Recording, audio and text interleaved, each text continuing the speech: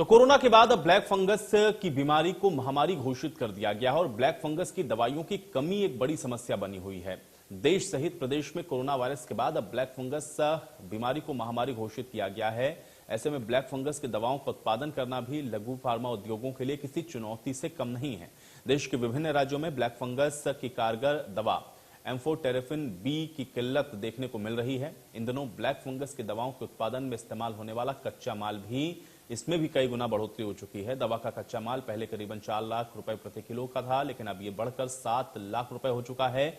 इसके बावजूद भी कच्चे माल के लिए इंतजार करना पड़ता है। एशिया के सबसे बड़े फार्मा हब बद्दी नालागढ़ में भी इस दवा का उत्पादन निर्यात के लिए होता है, लेकिन अब नालागढ़ बद्दी नेशनल हाईवे पर स्थित यूनाइटेड बायोटेक घरेलू इस्तेमाल के लिए अगले महीने से उत्पादन को करने की अनुमति ले चुका है। ये कंपनी पहले सिर्फ विदेशों में निर्यात के लिए एक साल में करीबन 4000 इंजेक्शन का उत्पादन करती थी, लेकिन अब इसकी डिमांड कई गुना बढ़ी है। इसके एक्सपोर्ट पर बैन लगते ही कंपनी ने घरेलू इस्तेमाल के लिए अनुमति मांगी। इसकी अनुमति मिल चुकी है और अब जल्द ही इसका उत्पादन शुरू होगा, लेकिन फिलहाल रॉ मटेरियल उपलब्ध न होने के चलते उत्पादन शुरू नहीं हो सका है। अब जून महीने के अंत तक कंपनी के पास दवा का रॉ मटेरियल और अन्य कच्चा माल उपलब्ध होगा, जिसके बाद दवा का उत्पादन होगा और इसके बाद कंपनी देश और राज्य के लिए ब्लैक फंगस की दवा तैयार करेगी, जिससे जरूरतमंदों को काफी मदद मिलेगी।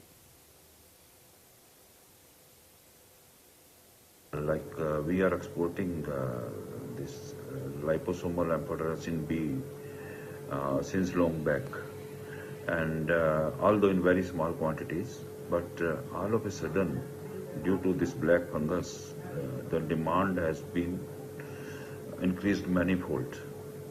And for this particular medicine, we require some raw material which is to be imported from Germany.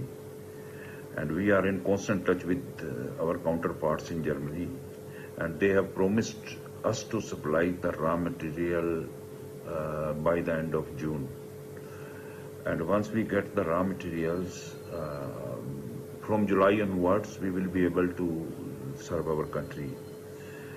And it is my humble request to everyone, don't get panic about this medicine, because like me, they have promised to supply this raw material to 4 other companies as well by the end of June. So from July onwards, there will be no dearth of this drug amphotericin B for black fungus. देश corona और black fungus की जंग से जूझ रहा है और यही जंग फार्मा कंपनियों के साथ भी जारी है, क्योंकि इस समय ब्लैक फंगस के इंजेक्शन एम्फोटेरिसिन बी की पूरे देश भर में डिमांड लगातार बढ़ रही है।